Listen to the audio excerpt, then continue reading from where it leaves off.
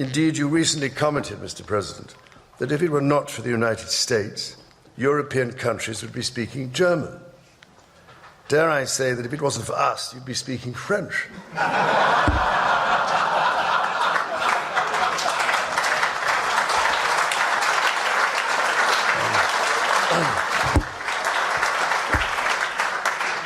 King Charles III ने अमेरिकी president Donald Trump की मौज ले ली। किंग ने डोनाल्ड ट्रंप से कहा कि मिस्टर प्रेसिडेंट, आपने हाल ही में कहा था कि अगर अमेरिका नहीं होता तो यूरोप में लोग जर्मन बोल रहे होते।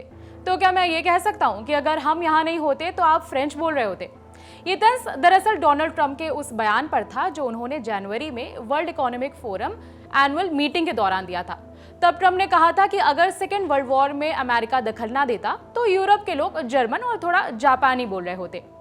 चार्ल्स ने खुद पर भी हल्का फुल्का मजाक किया और 1819 की घटना का जिक्र किया, जिसे बर्निंग ऑफ वॉशिंगटन कहा जाता है, जब ब्रिटिश सेना ने व्हाइट हाउस के हिस्सों को जला दिया था। उन्होंने कहा कि हम ब्रिटिश लोगों ने भी व्हाइट हाउस का रीडेवलपमेंट करने की कोशिश की थी। इस पर भी मेहमानों की हंसी छूट गई।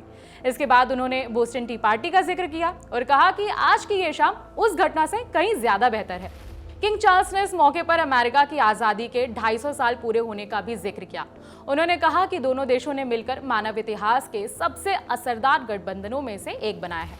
उन्होंने ये भी कहा कि हमें उन आवाज़ों को नज़रअंदाज नहीं करना चाहिए जो हमें अंदर की तरफ सिमटने के लिए कहती हैं। कांग्रेस को संबोधित करते हुए चार्ल्स ने बार बार ये दोहराया कि अमेरिका और ब्रिटेन के रिश्ते सिर्फ राजनीतिक नहीं बल्कि इतिहास और संस्कृति से भी जुड़े हुए हैं। ये सारी बातें उस वक्त हुई जब व्हाइट हाउस के साउथ लॉन पर ब्रिटेन के किंग चार्ल्स III और क्वीन कैमिला के स्वागत में एक खास स्टेट सेरेमनी हो रही थी। इस समारोह का मकसद था दोनों देशों के बीच को रिश्तों को और ज्यादा मजबूत दिखाना, जिसे अक्सर स्पेशल रिलेशनशिप कहा जाता है।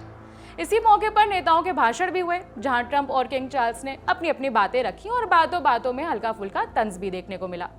इस दौरान अमेरिका के राष्ट्रपति डोनाल्ड ट्रंप ने भी एक दिलचस्प और मजेदार किस्सा सुनाया। किस्सा अपनी मां और शाही परिवार को लेकर था। ट्रंप ने अपनी मां मैरी-एन मैकलियोड को याद करते हुए कहा कि मुझे साफ साफ याद है, वो कहती थी, देखो यंग चार्ल्स कितना क्यूट है। इसके बाद ट्रंप ने मजाकिया अंदाज में कहा कि मेरी मां को चार्ल्स पर क्रश था, यकीन कर सकते हैं आप। इतना कहकर ट्रंप ने आसमान की ओर इशारा किया और बोले, मैं सोचता हूँ वो अभी क्या सोच रही होंगी। इस दौरान किंग चार्ल्स हंसते हुए दिखे और थोड़ा सा असहज भी। ट्रंप बताते हैं कि उनकी मां ब्रिटिश शाही परिवार की बहुत बड़ी फैन थी। उन्होंने आगे कहा कि जब भी क्वीन किसी सेरेमनी में होती थी, मेरी मां टीवी से चिपक जाती थी और कहती थी, देखो डोनाल्ड कितना खूबसूरत है ये। अब ये समझते हैं कि ये दौरा इतना अहम क्यों है। बीबीसी के संवाददाता सीन कॉफलन, जो रॉयल फैमिली को कवर करते हैं, उनका कहना है कि ये किंग चार्ल्स के कार्यक्रम का सबसे बड़ा डिप्लोमेटिक चैलेंज है। हुआ ये कि हाल ही के महीनों में अमेरिका और ब्रिटेन के रिश्तों में हल्की फुल्की खटास आई। डोनाल्ड ट्रंप ने ब्रिटेन के प्रधानमंत्री कीर स्टारमर की आलोचना की, खासकर से अमेरिकी ईरान युद्ध में ब्रिटिश के शामिल ना होने को लेकर। लेकिन इसके बावजूद ट्रंप का झुकाव अभी भी ब्रिटिश राजशाही की तरफ दिखता है और कफलन ने कहा कि यही रिश्ता किंग के काम आ सकता है, जिससे वो यूके और अमेरिका के बीच बिगड़े हुए रिश्तों को फिर से संभालने की कोशिश कर सकें। कॉफलन कहते हैं कि स्टेट विजिट सरकार की तरफ से होती है। ऐसे में किंग चार्ल्स के सामने ये चुनौती है ट्रंप से दोस्ताना रिश्ता निभाए रखना, साथ ही अपने विचारों और ब्रिटेन सरकार की नीति के साथ भी खड़े रहना। ये एक मुश्किल संतुलन है।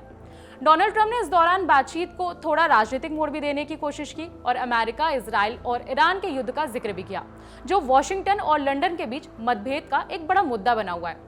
उन्होंने कहा कि किंग चार्ल्स III भी इस बात से सहमत हैं कि ईरान के पास न्यूक्लियर वेपन नहीं होने चाहिए।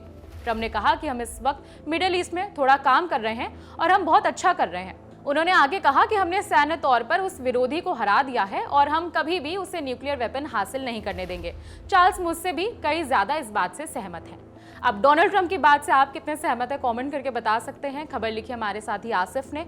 मेरा नाम है विभावरी। देखते रहिए दी ललन टॉप। शुक्रिया।